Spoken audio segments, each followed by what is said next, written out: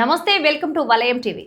తమిళనాడు ముఖ్యమంత్రి Tamilaga Vetri Kazhagam TVK party అధినేత Joseph Vijay ఆయన భార్య సంగీత స్వర్ణలింగాల విడాకుల కేసు మరోసారి వాయిదా పడటం అటు రాజకీయ ఇటు సినీ వర్గాల్లో చర్చనీయాంశంగా మారింది. చెంగల్పట్టు ఫ్యామిలీ కోర్టులో ఈ రోజు జరగాల్సిన కీలక విచారణకు ఇద్దరిలో ఎవ్వరూ స్వయంగా హాజరు కాలేదు. గత విచారణ సమయంలోనే జడ్జి వీరిద్దరిని కోర్టుకు వ్యక్తిగతంగా హాజరు కావాలని ఆదేశించినప్పటికీ ప్రస్తుత పరిస్థితుల నేపథ్యంలో వారు రాకపోవడంతో న్యాయమూర్తి ఆగ్రహం వ్యక్తం చేస్తూ తదుపరి విచారణను ఆగస్టు 7వ తేదీకి వాయిదా వేశారు. నిజానికి గతంలో జరిగిన విచారణల సమయంలోనే విజయ్ తరఫు న్యాయవాదులు కోర్టుకు ఒక కీలక విజ్ఞప్తి చేశారు. విజయ్ ప్రస్తుతం ముఖ్యమంత్రి హోదాలో ఉండటం, ఆయనకున్న భారీ ఫ్యాన్ బేస్ కారణంగా కోర్టుకు స్వయంగా వస్తే భద్రతాపరమైన సమస్యలు, ట్రాఫిక్ ఇబ్బందులు తలెత్తుతాయని పేర్కొన్నారు.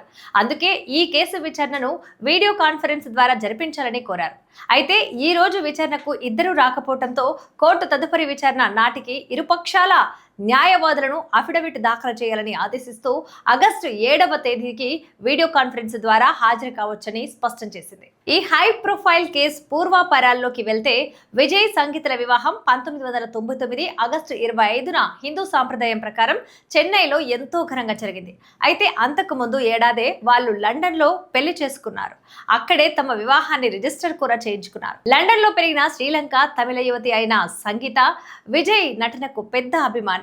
ఆ పరిచయం కాస్త ప్రేమగా మారి ఇరు కుటుంబాల అంగీకారంతో వీరిద్దరూ పెళ్లి బంధంతో ఒక్కటయ్యారు. వీరికి జాసన్ సంజయ్, దివ్య సాషా అనే ఇద్దరు పిల్లలు కూడా ఉన్నారు.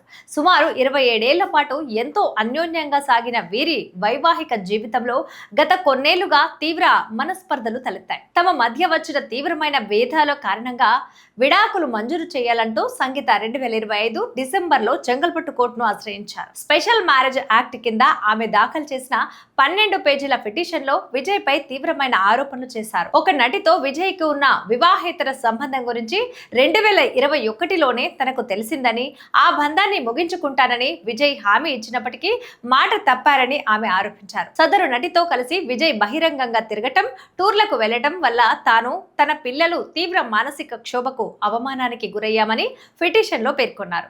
అంతేకాకుండా 2021 నుండి విజయ్ తనతో మాట్లాడటం మానేశారని, మానసికంగా శారీరకంగా దూరం పెట్టారని సంగీత ఆరోపించారు. చివరికి చెన్నై నీలంకరైలోని తమ నివాసంలోనే తనను ఒకే ఇంట్లో వేరుగా ఉండేలా చూశారని, తనకు అందుబాటులో ఉండే ఆర్థిక వనరులను, సదుపాయాలను కూడా విజయ్ కట్ చేశారని ఆమె ఆవేదన వ్యక్తం చేశారు. ప్రస్తుతం తనకు స్వతంత్ర నివాసం లేదని, తాత్కాలికంగా నిరాశ్రయురాలిగా మారానని పేర్కొంటూ తమ నీలాంకరై నివాసంలోనే తనకు ఉండే హక్కు కల్పించడంతో పాటు తగినంత భరణం ఇప్పించాలని ఆమె కోర్టును కోరారు. నటుడిగా కెరియర్ పీక్స్ లో ఉన్నప్పుడు రాజకీయాల్లోకి అడుగుపెట్టి ఇటీవలే తమిళనాడు అసెంబ్లీ ఎన్నికల్లో చరిత్రాత్మక విజయం సాధించి ముఖ్యమంత్రి పీఠాన్ని అధిరోధించిన విజయ్ కు ఈ కేసు పెద్ద తలనొప్పిగా మారింది.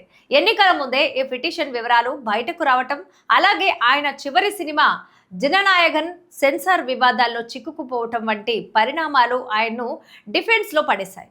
ఇప్పుడు రాజకీయంగా అత్యున్నత స్థానంలో ఉన్న విజయ్ ఆగస్టు 7న జరగబోయేటువంటి తదుపరి విచారణలో కోర్టు ముందు ఎలాంటి వాదనలు వినిపిస్తారనేది ఆసక్తికరంగా మారింది. ఇవి ఇవాల్టి అప్డేట్స్. మరిన్ని అప్డేట్స్ కోసం వలయం టీవీని సబ్స్క్రైబ్ చేసుకోండి.